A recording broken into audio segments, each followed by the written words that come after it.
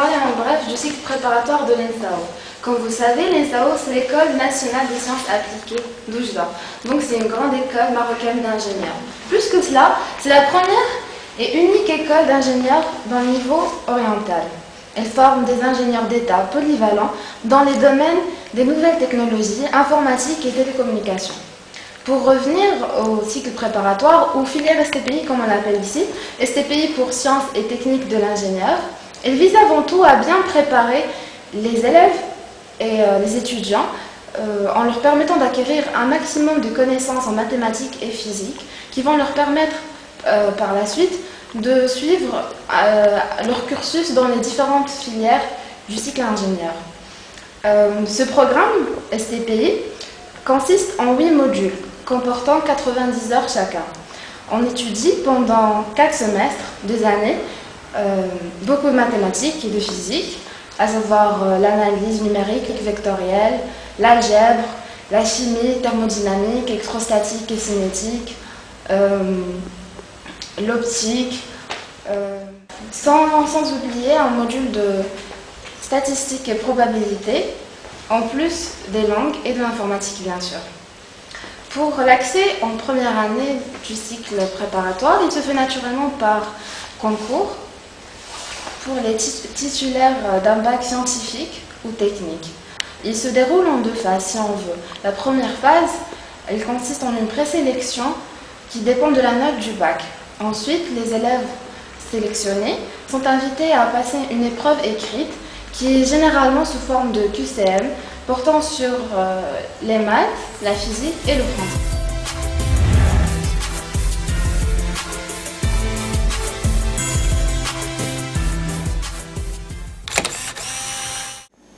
L'ENSAO, c'est une prestigieuse école d'ingénieurs de l'Oriental, compte parmi ses filières génie informatique.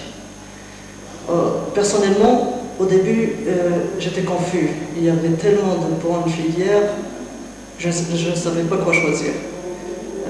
Mais ensuite, j'ai tenté ma chance avec génie informatique et je n'ai pas regretté ce choix, même pas le moindre petit instant. En fait, génie informatique m'a apporté plusieurs choses.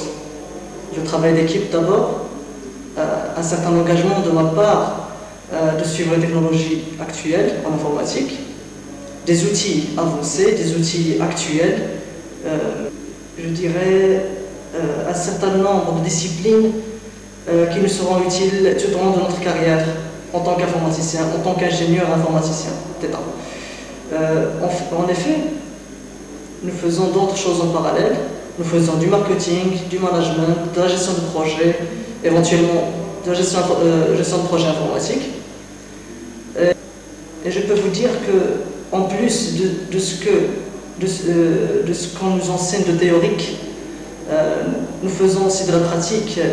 Et je vous cite parmi nos projets l'OS-Days. L'OS-Days, c'était un projet des plus réussis de l'ENSA.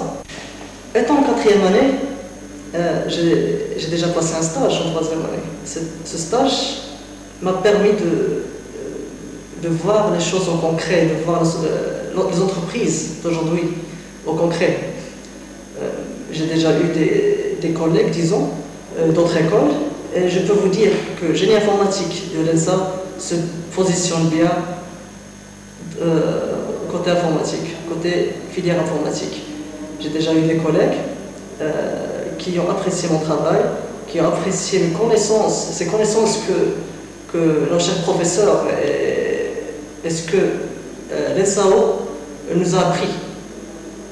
Ils ont appris de côté technologie. J'ai pu prouver que ce qu'on nous enseigne était utile. Ce qu'on nous enseigne, c'est ce qu'il faut enseigner. Je suis sûr qu'aucune personne qui a fait génie informatique n'a regretté ce choix. Je ne l'ai pas regretté, mes amis ne l'ont pas regretté, et Inch'Allah, vous ne le regretterez pas non plus.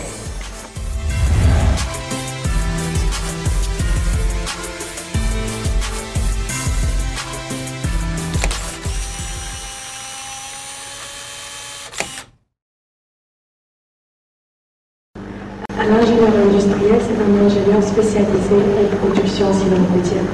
Notre formation Elle forme des ingénieurs polyvalents capables de gérer et de manipuler des systèmes industriels complexes. Et aussi, elle nous forme à analyser les problèmes et à les traiter d'une façon plus ou moins correcte. Elle nous aide à développer notre esprit d'équipe. Et aussi, l'ingénieur industriel, pour ainsi dire, a été spécialement conçu pour mettre à niveau les entreprises marocaines afin qu'elles puissent mieux affronter les problèmes de mondialisation.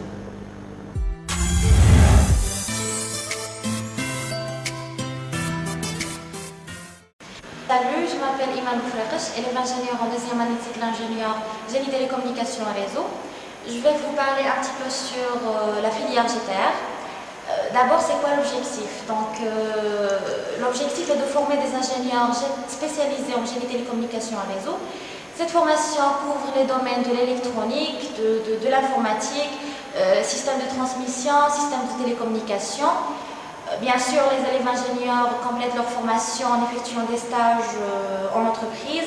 En première année, un stage ouvrier, en deuxième année, un stage technique et en troisième année, un stage de fin d'études. Parlons un petit peu sur le cursus. L'ingénieur GTR possède une formation pluridisciplinaire qui lui permet d'intégrer des entreprises de conception et de réalisation, de développement, des entreprises de services ou des opérateurs de télécommunications, ainsi que des entreprises industrielles. La première année de cycle ingénieur constitue un tronc commun, s'articulant autour des matières scientifiques et techniques, comme le traitement de signal, l'informatique, réseau et protocole, etc., auquel s'ajoute une formation managériale, management de projet, comptabilité, etc., plus les langues françaises et anglaises.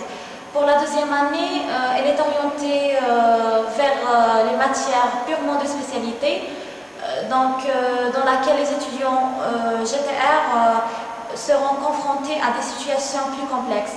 Elle est caractérisée essentiellement par le projet de fin d'année, dans lequel les étudiants mettent en œuvre leur acquis durant ces 2 ans.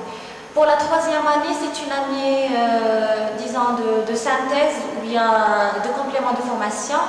Elle est essentiellement basée sur le projet de fin d'études.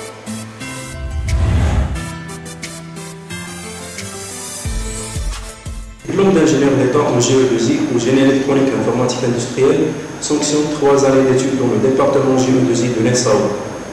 Ces 3 années d'études sont consacrées entre autres à l'électronique, à l'électricité, mais surtout à l'informatique industrielle et les automates programmables, les réseaux et tout ce qui concerne le web embarqué et les systèmes embarqués en général, mais bien sûr sans oublier le côté management et marketing.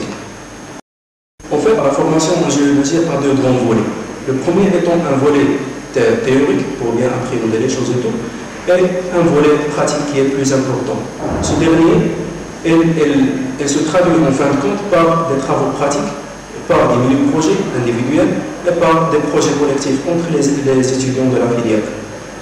Il faut noter aussi que la filière géodésie adapte son enseignement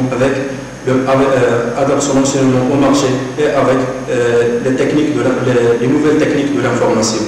Vraiment la chance que nous bénéficions d'une formation unique de son genre ici au Maroc et qu'elle forme des ingénieurs ayant des compétences à la fois techniques et managériales.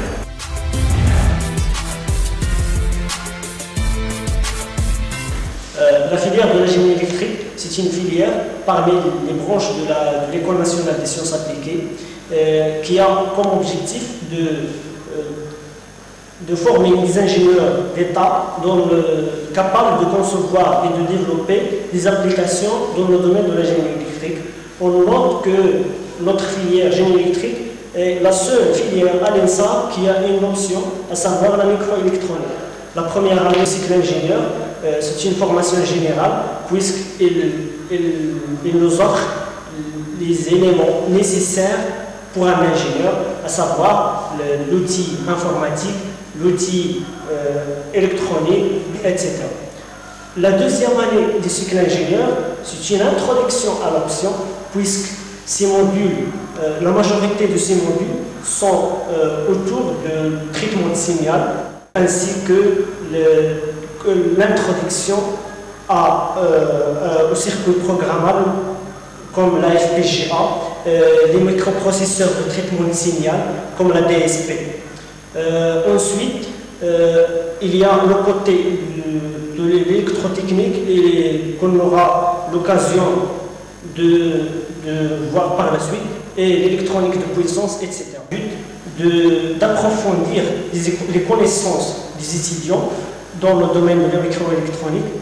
C'est une étape un peu avancée dans l'option, puisqu'on apprend les algorithmes nécessaires pour soit le traitement de la parole, soit le traitement d'image, etc. C'est-à-dire les quelques applications de DSP ou bien de FPGA. On note aussi qu'un étudiant en génie électrique, il pratique aussi ses connaissances, c'est-à-dire il apprend théoriquement le cours et les TD, mais il fait des travaux pratiques ainsi que des projets, soit individuels, soit entre des bilans et des très longs dans le département de génie électrique.